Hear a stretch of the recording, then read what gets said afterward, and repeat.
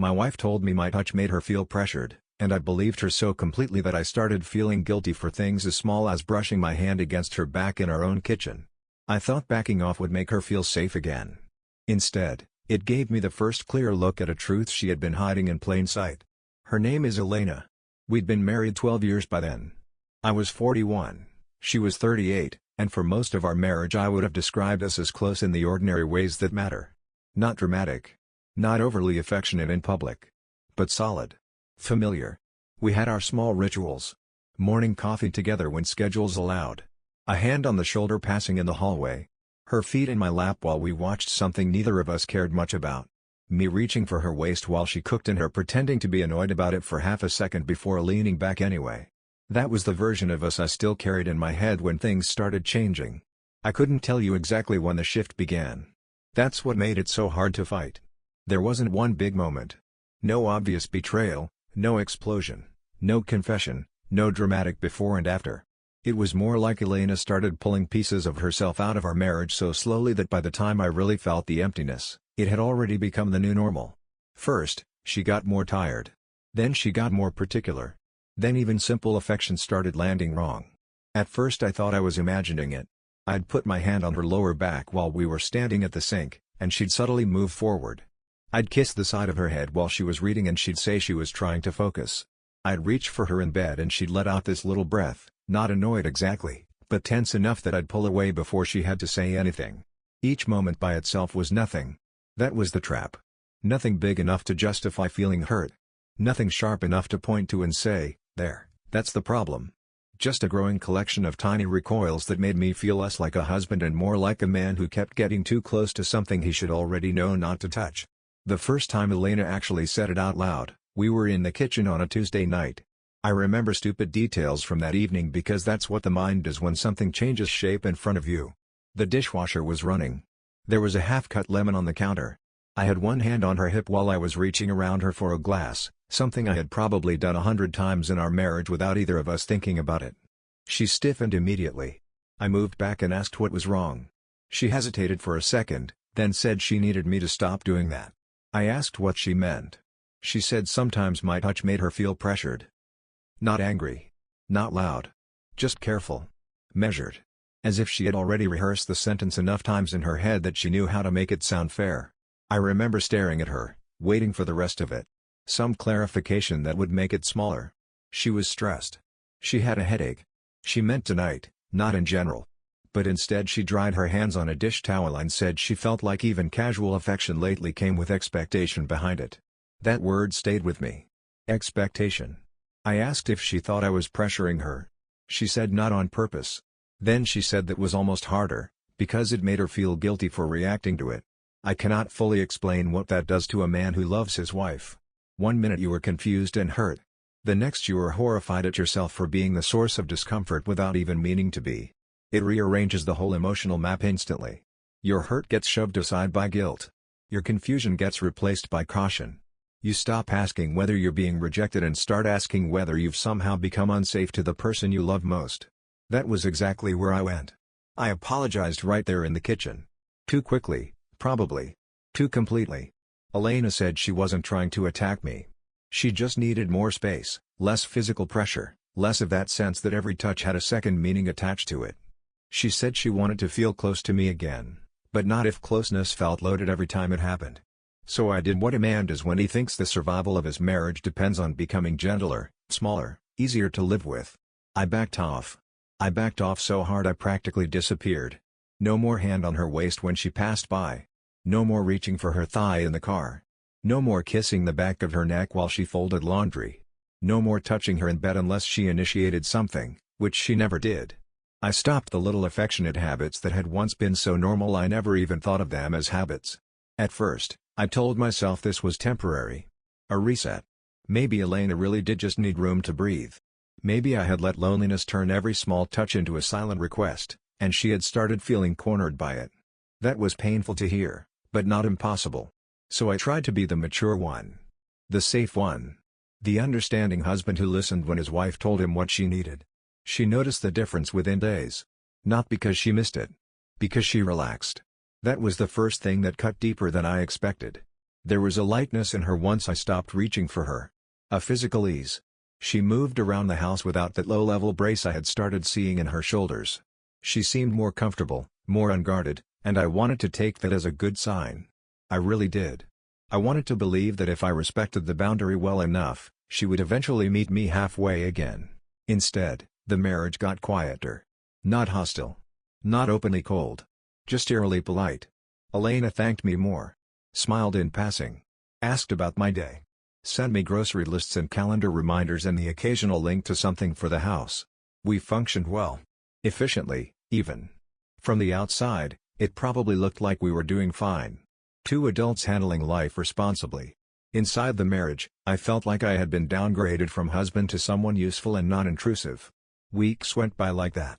I started second-guessing every instinct I had. If I missed her, I kept it to myself. If I wanted to say the distance felt worse now, I swallowed it. I told myself not to turn her honesty into another burden for her to carry. I told myself love sometimes means adjusting. I told myself space can heal things you can't force.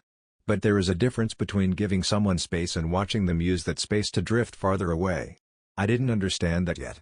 What I did understand was that Elena no longer had to reject me because I had removed the need for rejection from our lives. And once that happened, something about her became easier. That should have comforted me. It didn't. Because ease is a strange thing to witness when you are the one disappearing to make room for it. A month after that kitchen conversation, we went to dinner with another couple we knew, Greg and his wife Tasha. Nothing special.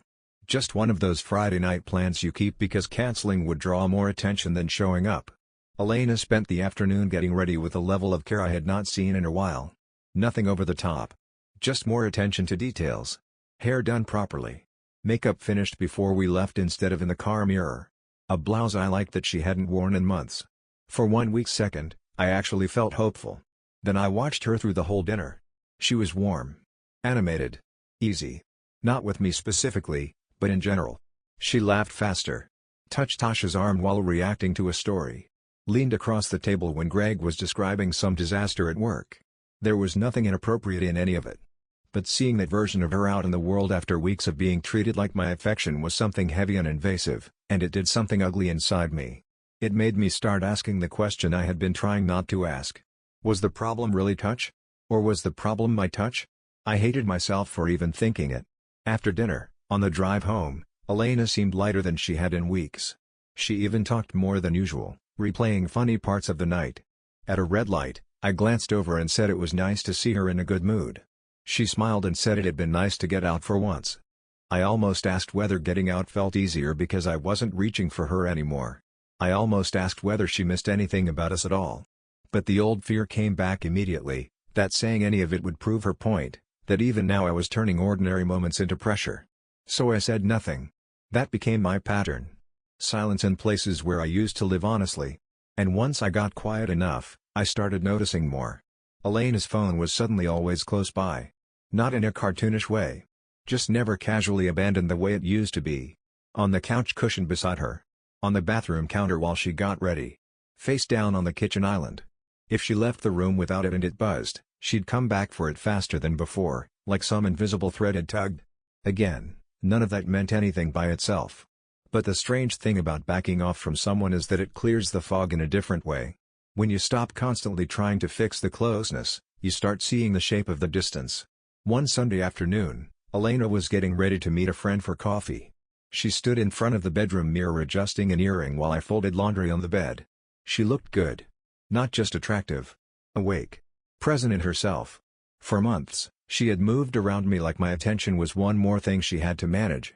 Standing there in front of that mirror, she looked like a woman inhabiting her own body comfortably again. Then her phone lit up on the dresser. I wasn't trying to snoop. I was too far away to see the message itself. But I saw her face when she picked it up. It changed. Not dramatically. Just a small private smile, the kind that happens before a person remembers they are not alone. Then she caught my reflection in the mirror. And it was gone. She tucked the phone into her purse and asked whether the blue cardigan looked better than the cream one. I told her the blue one looked nice. She nodded, grabbed her keys, and left. I sat there on the edge of the bed with one of my t-shirts half folded in my hands, staring at the empty doorway long after I heard her car back out of the driveway. Because for the first time since Elena told me my touch felt like pressure, I wasn't thinking about what I had done wrong anymore. I was thinking about what seemed to disappear only when it came from me. Once I saw that smile, I couldn't go back to not seeing it. It would have been easier if Elena had become openly cold. Easier if she had picked fights, slammed doors, or said something careless enough for me to point it later and call the beginning of the end. But that wasn't her style. She stayed controlled, thoughtful, measured. If anything, after I backed off, she got easier to live with. That was the problem. She seemed relieved. Not happier in our marriage. Just more comfortable inside it now that I had removed myself from the parts of it that used to matter most to me. Over the next 2 weeks, I stopped trying to interpret what Elena felt and started paying attention to what she did. That alone changed everything. Before, I had been too busy monitoring myself. Was I coming on too strong? Was I making her uncomfortable without realizing it? Was every moment of disappointment on my face just another form of pressure? Once I stopped orbiting around my own guilt, I started noticing that Elena's moods weren't random at all. They followed patterns. She was flatter with me at home than ever. Not mean. Not sharp. Just smooth in a way that left no opening. She'd ask whether I wanted chicken or pasta for dinner in the same tone she used to ask whether I'd paid the water bill. She'd sit beside me on the couch with her legs tucked under her, phone in hand, present in body but nowhere else. We could go a whole evening with nothing technically wrong and still feel like two people waiting out weather in the same shelter. But then, at odd moments, something in her would flicker back on. A message. A plan. Somewhere she had to be. That was when the energy changed. One Thursday evening, she was getting ready for what she described as just drinks with 2 women from work. I remember that wording because she made it sound casual enough that noticing anything would make me seem ridiculous. Just drinks. Nothing special. But for something that wasn't special, she spent a long time getting ready. I was in the bedroom pretending to sort laundry while she stood at the mirror doing her makeup. Not the rushed version she usually did for errands or ordinary workdays. This was slower. More deliberate. She changed earrings twice. Swapped blouses. Sprayed perfume at her wrists and throat, then stepped back from the mirror and looked at herself from an angle like she cared how the whole picture landed. For a second, I forgot myself and said she looked really nice. She met my eyes in the mirror and thanked me. Then she went right back to checking her phone. That was what kept happening. I could still exist enough to hand her a compliment, open a door, carry groceries, pass the salt. But I no longer seemed to have access to whatever spark had started waking back up inside her. When she left, the house felt instantly heavier. Not because I missed her physically being there.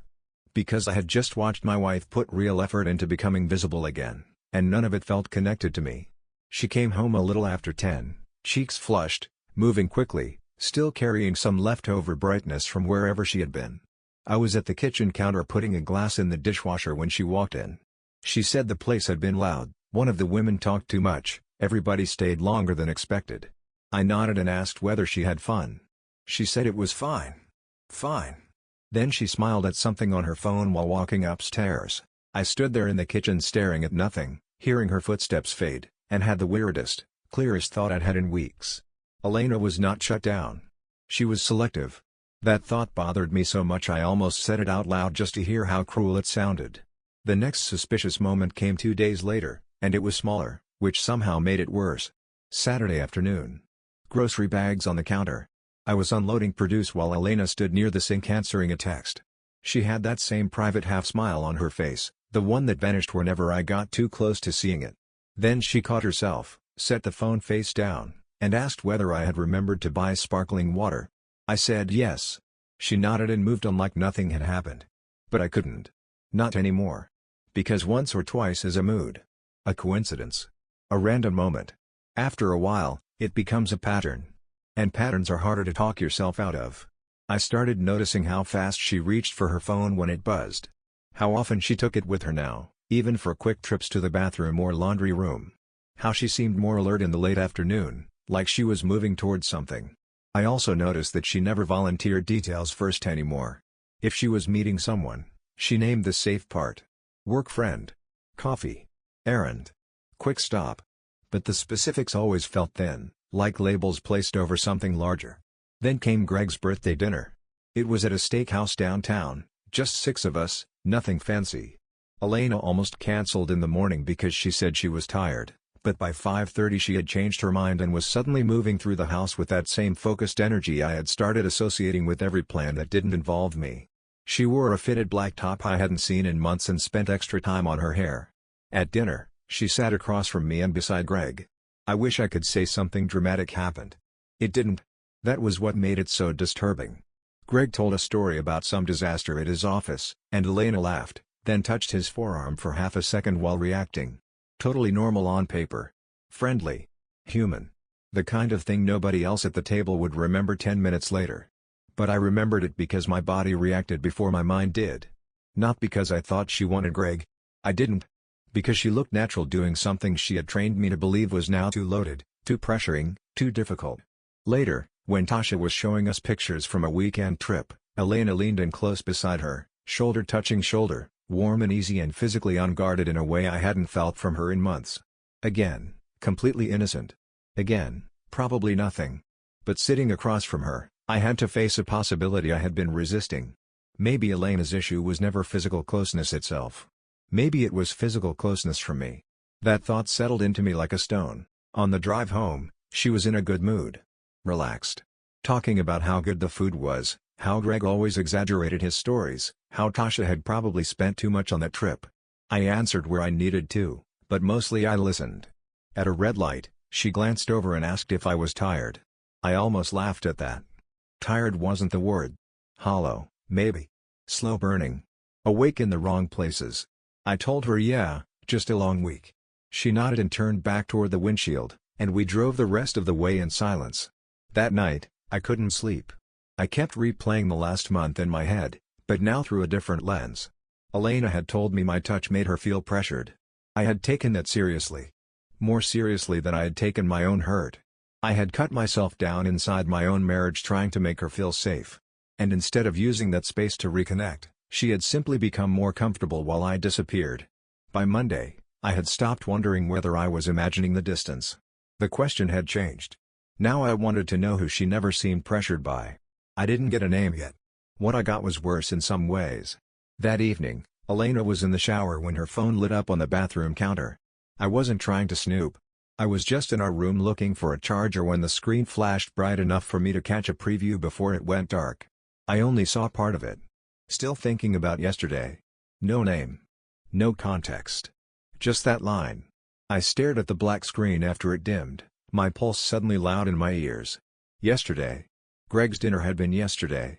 My first thought was Greg, which felt insane almost instantly. Then my mind started cycling through every possibility at once. One of the women from work. Some friend. Some harmless conversation I was about to turn poisonous in my own head. But the wording didn't feel harmless. Not with everything else. Not after the smiles. The effort. The carefulness.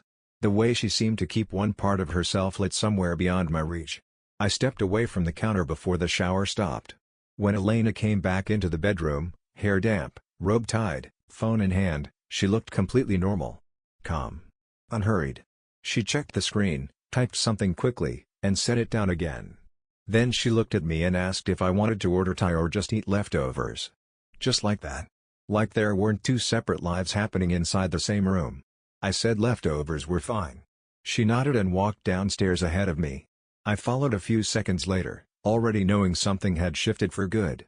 Because whatever truth had been hiding behind all her talk of pressure and space, it wasn't abstract anymore. It had started taking shape. I didn't ask Elena about the message. That was the first decision I made that felt stronger than panic. Up to that point, I had still been reacting. Watching. Flinching internally. Trying to sort suspicion from insecurity in real time while pretending none of it was changing me. But once I saw that preview on her phone, still thinking about yesterday, I understood something I should have understood sooner. If I brought it to her now, she would do what she had done with everything else. She would smooth it out. There would be context. A harmless explanation. A tone I had misread. A reason I was connecting dots that didn't belong together. And maybe some of it would even sound plausible enough to make me hate myself for doubting her. So I stayed quiet. And once I stayed quiet, I started seeing more. Not because Elena got sloppy. She actually became more careful. But there's something that happens when you stop trying to fix a marriage and start observing it instead. You notice rhythms. Small absences. Repeated choices. The architecture underneath the explanations. Elena had patterns. Her energy changed in the late afternoon. That was the first one. If we were together around 4 or 5, I could almost feel a shift in her. She became more alert. More present in her own body. Not necessarily friendlier to me, but less dull, less flat. Like some internal current had started moving. She checked her phone more often during those hours too. Not obsessively. Just enough that once I noticed it, I couldn't stop. There were also certain nights she cared more about how she looked, and those nights no longer matched the importance of the plans she described. Coffee with a friend? Full attention to hair and makeup. A quick stop out. Changed earrings twice. Nothing special after work? New blouse, perfume, a longer look in the mirror than I'd gotten used to seeing at home. That contrast got under my skin worse than anything obvious could have. Because Elena had made me feel for months like my affection carried too much weight, too much expectation, too much pressure. Yet here she was moving through parts of her life with ease, care, and a kind of quiet anticipation she had stopped bringing anywhere near me. By Wednesday, I had started doing something I wasn't proud of. Not snooping exactly. Not at first. Just paying attention to timing. How long she stayed gone. How quickly she replied to messages when she was with me versus when she was out. Whether her explanations came before or after I asked. Whether stories stayed consistent from one version to the next. I found the first real crack that Friday. Elena told me she was meeting a woman from work named Dana for an early drink after office hours. She said Dana had been going through some mess with her boyfriend and needed to vent. Fine. Normal. Boring enough that doubting it made me feel cheap. She left around 5:30 wearing a soft gray sweater, dark jeans, and boots. Nothing flashy. But she had taken time getting ready. At around 7:15, I was in the kitchen when my phone buzzed. It was Greg, asking if I wanted to join him for a beer the next day to watch part of the game. I answered, and while we texted, I casually asked whether he and Tasha had any weekend plans. He said Tasha was meeting Elena and a couple of other women for brunch Sunday, but otherwise no. That shouldn't have mattered. Except Elena had told me 2 days earlier that she and Dana were already doing brunch Sunday, which was why Friday's drink mattered more. A tiny inconsistency. That was all. But tiny inconsistencies are how truth starts breathing. When Elena got home that night, she was in a good mood. Not glowing exactly, but lighter. Looser in the shoulders. She dropped her purse by the entry table and kicked off her boots with an absent little sigh that sounded satisfied, not drained. I asked how Dana was doing. Elena paused just long enough for me to notice. Then she said not great. Same relationship nonsense, different day. I asked where they went. She named a wine bar downtown. I nodded and went back to wiping the counter. A few minutes later, while she was upstairs changing, I stood there replaying the conversation and felt something mean and clear slide into place. If Dana was the truth, Elena would not have needed that pause. The next morning I did something I had resisted for weeks. I looked at the joint credit card account. I didn't know what I expected. A hotel room? Flowers? Something cinematic and obvious enough to free me from ambiguity. Instead I found something worse because it was more believable. The wine bar charge from the night before was there. So was a second charge from the same place 10 days earlier. Elena had never mentioned going there before. Still, that alone proved nothing. What bothered me was the size of the charge. Too high for 2 glasses of wine and some sympathy conversation. More like drinks and food for 2 people who stayed a while. Maybe even 3. Enough that I sat there staring at the number longer than I should have, trying to decide whether I was becoming the kind of man who builds a case out of receipts because he's too weak to ask direct questions. But direct questions were exactly what had gotten me nowhere. That Sunday, Elena went to brunch. She was casual about it. Blue cardigan, hair half pinned back, small gold hoops. The kind of outfit that says effortless while still being chosen. Before leaving, she stood in the hallway mirror checking lipstick with the concentration of someone heading somewhere she expected to be seen. I stayed on the couch, acting half interested in a game. She asked if I needed anything while she was out. I said no. Then she picked up her phone, looked at the screen, and smiled. Not broadly. Not stupidly. Just that same quick, private smile that never seemed meant for me anymore. After she left, I sat there for maybe 5 minutes before doing something I hated myself for even considering. I texted Tasha. I kept it light. Asked whether brunch was still on or if Greg had mixed up the plans. Tasha answered almost right away. She said Elena had cancelled that morning. Said something about needing to help Dana with a work thing instead. I stared at the message until the screen dimmed. That was the moment my doubt stopped feeling theoretical. Because now I had something solid. Small, but solid. Elena had let me believe she was meeting Tasha and the others. Tasha believed Elena was helping Dana. And somewhere inside those two versions was the part Elena had not wanted either of us to have. When Elena came home, she brought pastries. That nearly broke me more than a lie. Not because of the pastries themselves. Because it was such a normal wife thing to do. Such an easy little act of domestic thoughtfulness. She came in smiling faintly, set the box on the counter, and said the bakery near the brunch place had my favorite kind, so she grabbed a couple. For one ugly second I wanted to take the box and throw it in the trash. Instead I thanked her. Then I asked how Tasha was doing. Elena's face didn't change much. That was what made it chilling. She just said Tasha had been in a good mood, talking a lot as usual. I nodded once. Then I asked whether Dana had gotten her work issues sorted out too. That got me. Not because Elena panicked. She didn't. She just went very still. Only for a second. But in that second I knew I had hit the edge of whatever she was managing. Then she let out a small breath and said Dana had called during brunch, so she stepped away for a bit to help her with something. It was a smooth answer. Quick. Flexible. Good enough that another version of me might have accepted it just because I was tired. But I had seen the pause. And once you start seeing those pauses, you realize how many marriages are held together by the space between one question and one answer. After that, I stopped looking for one dramatic reveal. I started building a picture. Elena's phone never left her hand for long now. When she showered, it stayed on the bathroom counter. When she cooked, it was angled on the far edge of the island face down. At night, she used to leave it on her dresser. Now it came to bed with her and disappeared under her pillow or inside the drawer of her nightstand. One Monday evening, I walked into the laundry room looking for detergent and heard her laughing softly in the garage. That by itself sounds ridiculous, I know. But Elena almost never took calls in the garage. If someone from work called, she answered wherever she was. If it was family, same thing. Yet there she was behind the door to the garage, voice lower than usual, laughing in that warm, unforced way I hadn't heard directed at me in months.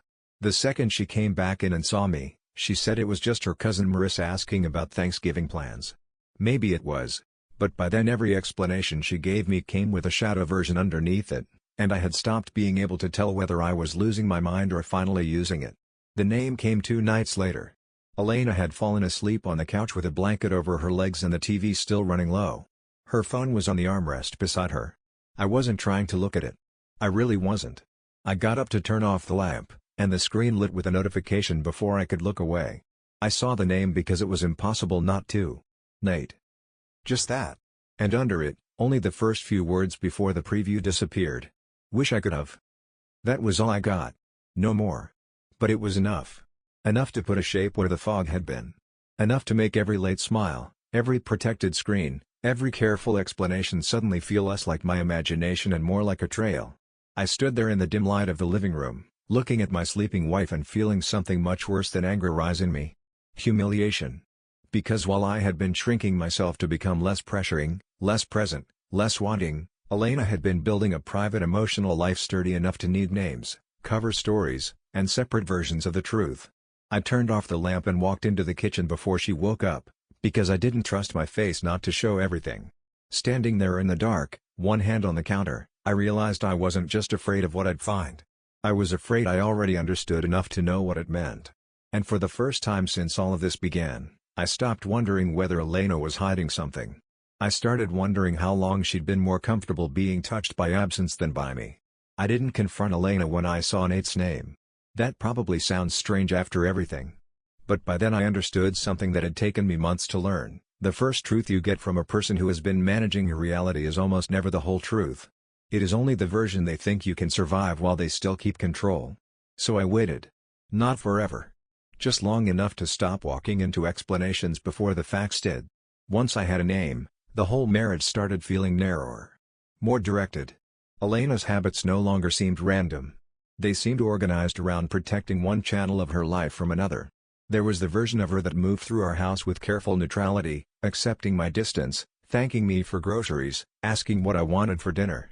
Then there was the version that lived in glances at her phone, in private smiles, in the slight lift in her voice when she left for coffee or a quick stop or just an hour out. Nate gave that second version a center. For the next few days, I stayed quiet and watched. Tuesday evening, Elena told me she had to stay late because a client issue had exploded at work.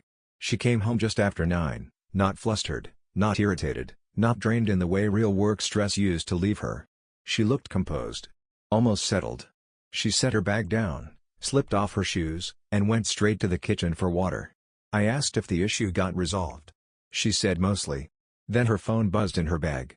She moved toward it so quickly that the answer reached me before the excuse did. That was how it was now.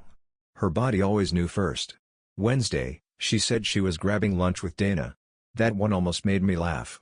By then, Dana had become less a person and more a tarp she kept throwing over whatever she didn't want me to see. I just nodded and told her I hoped she had a good time. She came back an hour and a half later with lipstick touched up and a brightness in her face that had nothing to do with sandwiches and work gossip. Thursday night, Greg texted me asking whether Elena had enjoyed seeing that old friend again. I stared at the message for a full 10 seconds before answering. I asked what old friend. Greg said he thought Elena had mentioned it to me already. He and Tasha had run into her downtown during lunch, and she was with some guy from her college days or early work years. Greg couldn't remember which. Tall guy. Dark jacket. Beard. Greg said they looked deep in conversation and he hadn't wanted to interrupt for long. I thanked him and put the phone face down on the table. Then I sat there in silence while something inside me went from suspicion to shape. Because Elena had not told me she saw an old friend. She had told me she was with Dana. That was the first piece that wasn't just suggestive. It was a lie that required a replacement person. When Elena got home, she was carrying takeout for both of us. Again, that nearly made it worse. She smiled, held up the bag, and said she'd picked up Thai because she didn't feel like cooking. She looked so normal standing there in the doorway that for 1 weak second I almost wanted to stay in the lie with her. Eat dinner. Watch something pointless. Keep pretending I still lived inside a marriage instead of beside a performance. Instead, I asked how Dana was doing. Elena blinked once, then said busy. I asked whether Dana had enjoyed lunch. A second of stillness. Then she said yes. Why? I looked at her for a long moment and realized I was done collecting. I said Greg and Tasha had seen her downtown. She didn't move. I told her they said she wasn't with Dana. She set the takeout bag on the counter very carefully, like any sudden movement might make the room crack. Then she asked what exactly Greg said. That question told me everything. Not they're mistaken. Not you're twisting this. Not even what are you implying. Just a quiet attempt to measure the damage. I said he saw her with a man. Her face changed then, not into panic exactly, but into something more revealing, calculation failing in real time. She sat down at the kitchen table without being asked. I stayed standing. I asked if the man was Nate. She looked up at me like I had stepped into a room she had worked very hard to keep locked. Then she asked how I knew that name. I said it didn't matter. What mattered was whether I was right. She took a breath and pressed both hands flat against the table. I remember staring at her fingers because I couldn't bear looking at her face while she decided what version of my life to hand back to me. Then she nodded once. Just once. That was the reveal. Not dramatic. Not explosive. Just a single movement of her head in our kitchen under ordinary light, with takeout cooling on the counter and the refrigerator humming behind us. And somehow that made it hurt even more. Because betrayal never really arrives with music behind it. It shows up in ordinary rooms and ruins them forever. I asked who he was. She said they had known each other years ago, before me, and had reconnected recently after running into each other through mutual people. She said it started as talking. Catching up. Nothing serious at first. Nothing serious. I almost stopped her there. Instead I asked the question I had needed answered from the beginning. I asked whether my touch ever actually made her feel pressured. Not generally. Not in some abstract discussion about marriage and space and emotional needs. I asked whether she truly felt that with me, or whether she needed a way to push me back without telling me the real reason. Elena looked down. That was worse than any denial. After a long silence, she said it had felt complicated. I asked what that meant. She said by the time she told me that, she was already pulling away inside and didn't know how to explain it without hurting me. I actually laughed then, once, and it sounded ugly even to me. Because hurting me was exactly what she had done. She had just chosen a version that made me do part of it to myself. That was the deepest cut in all of it. Not Nate. Not lunch. Not the messages. It was the way she had turned my affection into something shameful so she could create distance without naming the real source of it. While I was shrinking, apologizing, Removing myself piece by piece to make her feel safe, she was building warmth somewhere else. I asked if it had become physical. She took too long to answer. Then she said yes. Quietly. Like the volume could spare us both. I nodded because I didn't trust myself to do anything else. She started crying then. Real crying. Not controlled. She said she hadn't planned for any of it. She said she had felt disconnected for a long time. She said when I kept reaching for her, it made everything feel heavier because she already knew she wasn't where she was supposed to be anymore. That almost sounded honest, and I think that was why it hurt so much. There was probably truth in it. Just not the kind that excused anything. I told her the problem wasn't only that she had gone somewhere else emotionally and physically.